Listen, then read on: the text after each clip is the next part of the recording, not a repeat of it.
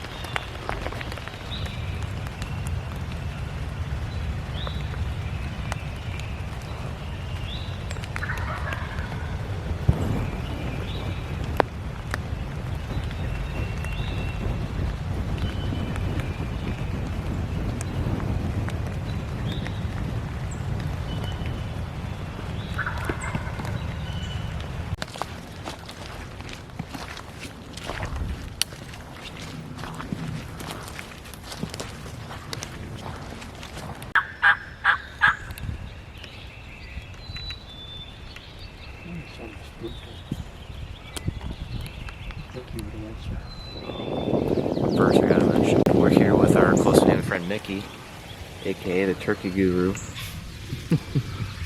This guy's crazy about turkey hunting. He's phenomenal at it. This is only my second or third year getting after it, so I still have a lot to learn. He volunteered to come out here, try to get us on a bird today.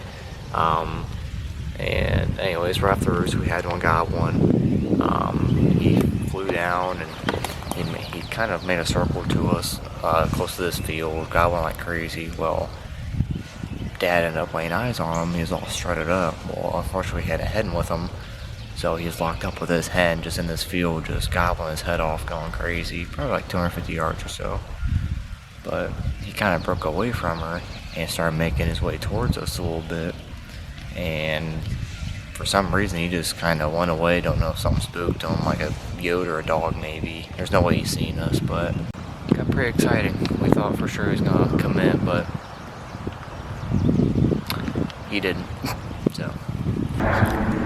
When that turkey turned and went the other way, I lost 7 hours of my life. So, But you're adding minutes to your life now by eating the PB&J. I mean, yeah, I'm adding minutes to my life. I was listening to the radio one morning, and there was this question, and it was like, eating what adds like half an hour to an hour to your life? Well, apparently, every time you eat a peanut butter and jelly, you add 30 minutes to an hour to your life. And I eat about one every day, so I'm gonna live a long time.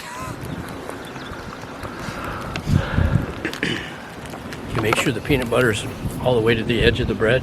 Oh yeah, I load that sucker up like. Yeah, that's what I do. And then I squeeze a bottle of the jelly.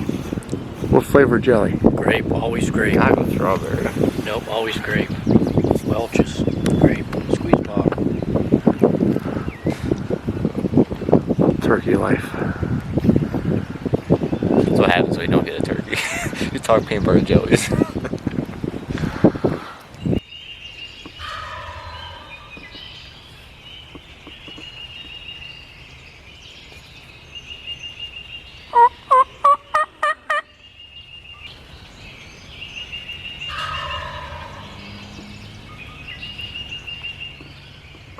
Well, guys, exciting morning here. We're on a new property, neighboring property. We have access to fish.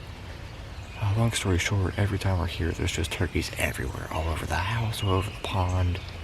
Walking the edges of it, it's turkey heaven.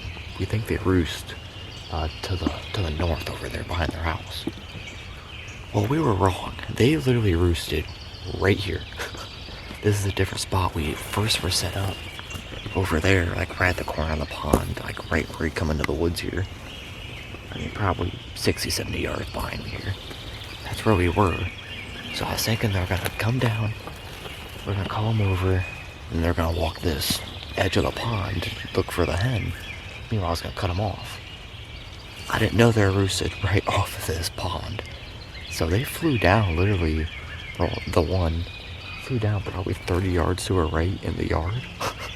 He literally came right over top of us and looked right down at Dad. He was like not even 5 yards probably. And then before that, we had a stinking yoke first light. Walked from here to the path away like 10 feet. Like, it was danger close. Walk that trail right there. Yeah. Yeah, we were on one of the trees off the edge of the trail. Like, it was crazy. Just kind of hanging out. And hearing any gobbles, trying to see if we hear any of the distance, but nothing's going on. Probably gonna pack up here soon, but excited to be on this new property. I will be able to get it done here soon, just today was a learning day, so probably wrap it up here in about an hour or so if we don't hear anything. Pulling up, there's already a turkey right next to their house. There's a hen, I think there's a gobbler to the right.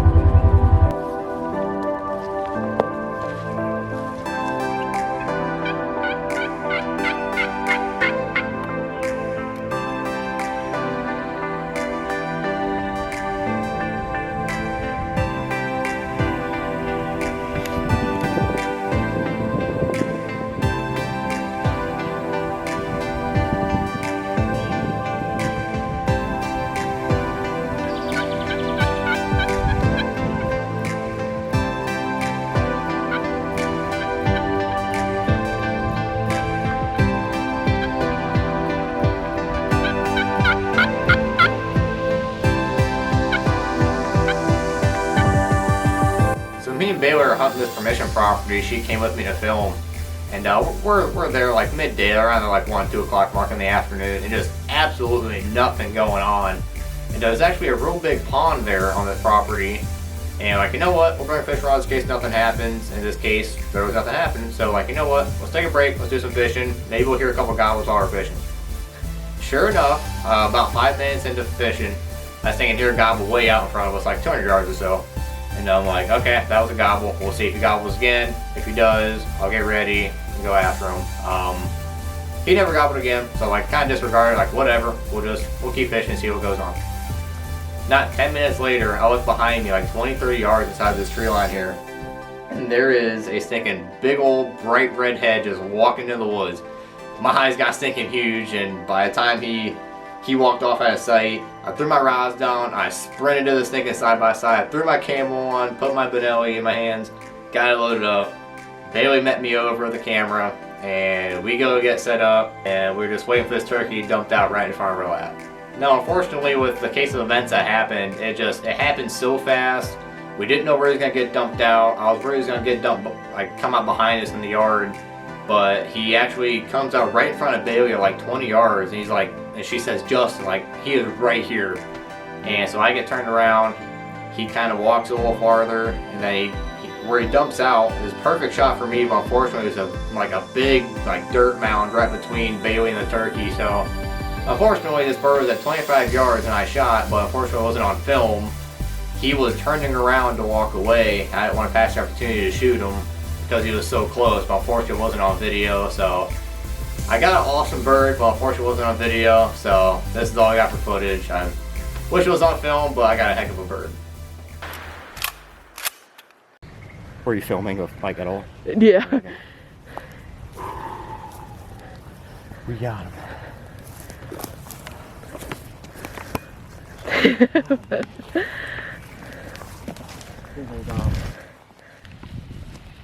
Man, it's such a pretty bird. I cannot believe that just happened. We're literally sitting, we're at the pond, we're fishing. We came here for, I don't know, maybe 2 hours. And for midday hunt, around 1 o'clock, we came over here. We're like, you know what, like, we'll go out here, we'll do some hunting. If we don't hear anything, no movement or anything, we'll fish. And so we hunted for like an hour and a half, and we started doing some fishing. And we heard a gobble, like, way out in one of the fields. I'm like, if I hear him again, I'll go out, but if not, I'm not gonna worry about it. Well, all of a sudden, maybe a half hour later, I look behind me in the corner I fish a lot, right next to where me and Dad actually set up. And I just see this bright red head through all this brush. I'm like, oh crap. So I ran to the side by side, threw camo on. She was on the side of the pond. She ran over to me, and we set up. If you look right here, this like little like tent looking garage thing, we're on the side, but I didn't know where he was gonna come from. He could have came from back there. So I came up here right behind me, to look, and Bailey was still right here, and she goes, Justin, he is right here, right in this opening. If you pan over, you can see he was right there. And so I kind of pause. I slowly lean up because he was going that way, and all I see is a bright red head at like 25 yards or so. And I asked if he was on him. Unfortunately, there's this giant like grass mound between her and him right here, and he was getting ready to turn right. I couldn't resist. That bright red head at 25 yards is just too good to be true. So nice Tom, off film, unfortunately, but nice big old beard on him. Huge spurs. I mean, just absolute tank. I mean, look at these things. These things are massive.